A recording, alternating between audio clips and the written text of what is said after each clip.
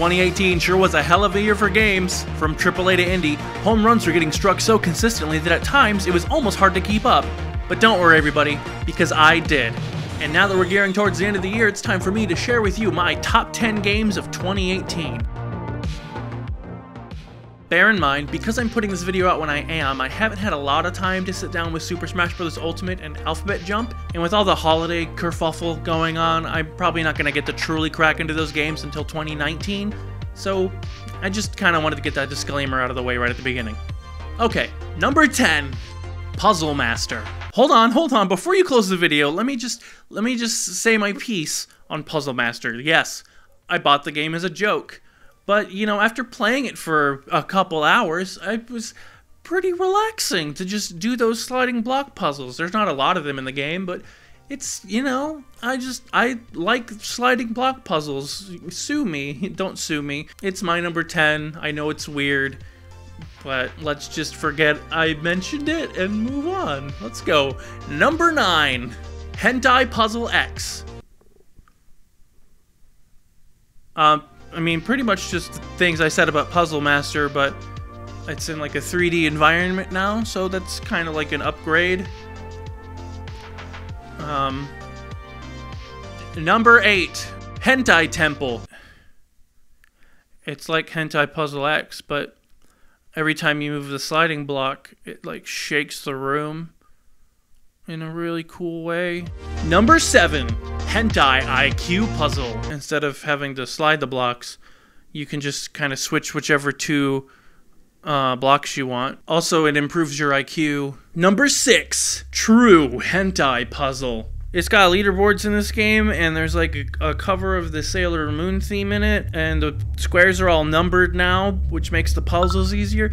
But who cares? We're not here for the fucking puzzles. Number 5, Hentai Puzzle Classic. There's nothing better than the classics. You just really gotta go with the classics. Number 4, Sexual Puzzle. This one has like a more realistic looking drawing of a sexy lady instead of that cartoon anime bullshit. Number 3, Hentai Girl. So we're back to the cartoony girls with this one, but this game's got pictures that are just so fucking raw, dude. I don't even think I could show this shit on YouTube.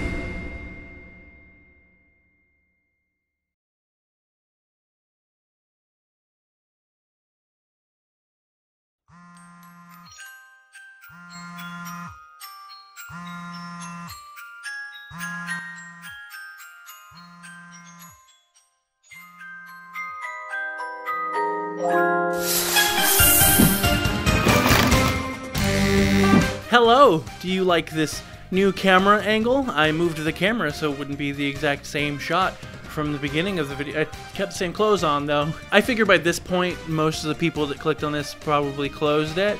So why write anything, right? I'm just gonna kind of talk. This will be my real top 10 games of the year, in case you were wondering. So let me pull up my list here. I emailed it to myself because apparently I don't care enough to have actually remembered what those games are. So my number 10 game of the year, Marvel's Spider-Man on the PS4, which is honestly kind of a weird one for me to put on this list. Sure, I enjoyed my time with the game. I think the story in it is done very well. But when I was done playing it, I was like just done playing it. Like the DLC came out and I had no interest. I don't even have the game anymore. I sold my copy. But I do think it tells a very good Spider-Man story, and I just think the character work in it is really good. And the swing, yeah, you like to swing. It's fun to swing. It's a good game though. It's a good game. Pick it up. All right, my number 9 game of this year is Donut County, which is super cute. Fun game. I made a video about it once already before, which was written and I sound kind of robotic, but you know, it's just good. It's just fun. It's good. It's fun. It's good. My number 8 game of this year is Giraffe Town, which honestly is the funniest game I've played all year. The writing in that game I think is so good. The cutscenes in it are just, I was fucking losing it, man. It's so funny.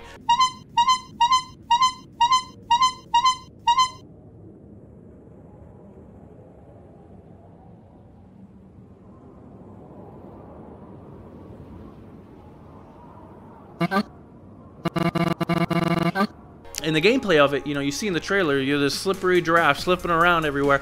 It looks like it's going to be one of those, oh, this is so hard games. But I kind of, this harkens back to the little sliding block puzzle bit from the beginning, but I honestly found it kind of zen. Like, near the end of my time going through that slidey stuff, I was just like, in a place, man. I was just so focused on it. I had a good time with that. In that game, God, you should check that out. The moment I saw footage from it, I was like, I'm gonna like this game. My number 7 game of the year is Celeste. My time with Celeste was short. I don't actually own Celeste. I played it on a roommate's Switch, but I beat the game, the main story, over the course of 2 sittings, over 2 days. And what happened was our house was completely out of power, but the roommate's Switch had full power.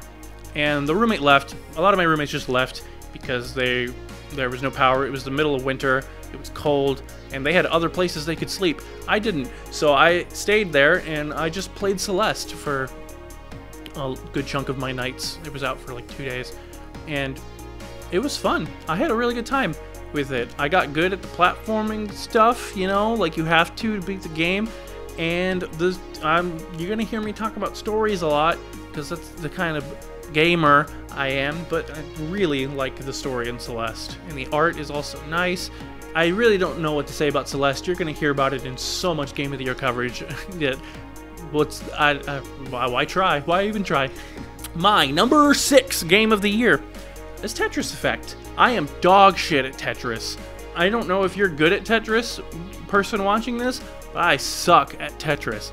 I barely beat the journey mode of that game on beginner, as I'm bad. I'm bad at that game, but it's so fun. The music cues are so good. Oh god, it's just such a pretty game, and Tetris is fun. I'm bad at it, but it's fun. It's the greatest game of all time. Tetris, the greatest game of all time. They put music and particle effects to it. It's gonna be good. It's gonna be good. Dumbass. Number 5. I should have probably wrote stuff for this. Whatever. Number 5 is God of War, which is another game I made a video about earlier this year. Although it's not really a review video, it's more me complaining about how loud my PS4 got while I was playing it. But God of War is awesome. It's so awesome. Yeah, I should have wrote stuff. I've never played a God of War before. This is my first God of War. But even with that being the case, yeah, the backstory, pick up on the backstory is a disaster. Ah, Jesus Christ, really? Okay, hold on. So what I'm trying to say here is that the storytelling in this God of War is so good. It fills in the necessary backstory elements that you would need to, or even if this is your first God of War game, like it was mine, it's still pretty easy to follow and understand, you know, the history behind the things going on. That kind of stuff. Yeah, let's move on. Number 4 game is Return of the Obra Dinn. The sound design in that game, best. You kind of forget playing that game. You forget that there's almost no animations because the sounds that you hear before this, while the scene is getting set up, are so perfect. I feel like I saw every death. I didn't see the action of everyone dying, but the sound work is just so good, you feel like you did. And that's good. That's why Obra Dinn is Sobra Dinn good. Disclaimer, everything from here to the end of the video I'm re-recording, including that Obra Dinn Sobra Dinn joke, which I made before. My camera died, so I didn't know, so I switched the batteries out. Number 3 in my game, number 3 is Wanders. Oh, my fucking monitor's on. My number 3 game of the year of 2018 this year is Wandersong. I'm not even gonna mince words with this one. That game is up my fucking alley. It is so good. It's just such a positive time. It's about the end of the world. The singing mechanic in that game is so much fun. I went through almost the entire game singing along to the game's soundtrack.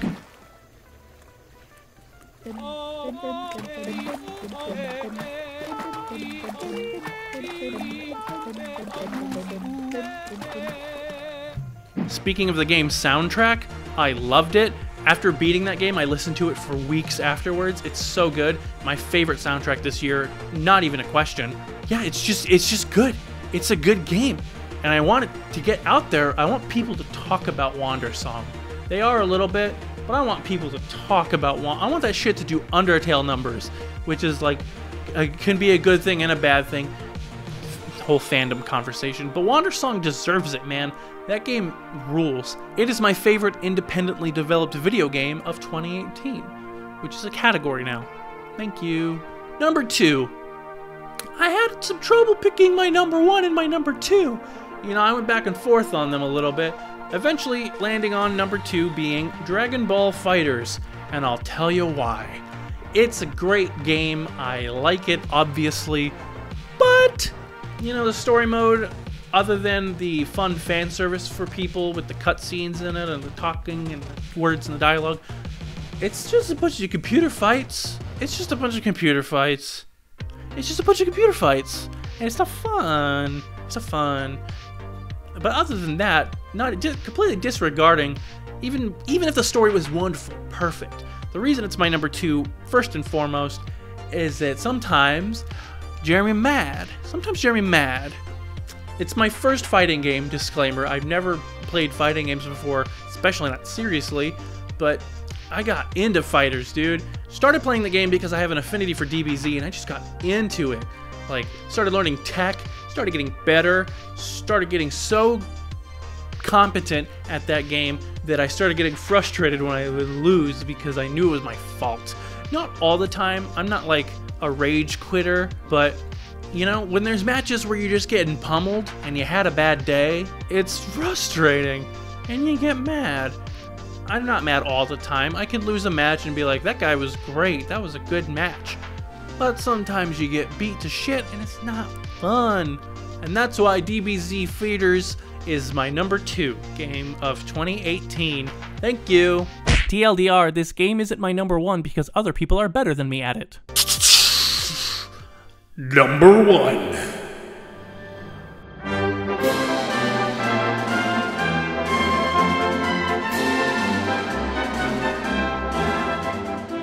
Number 1 is Dragon Ball Quest 11.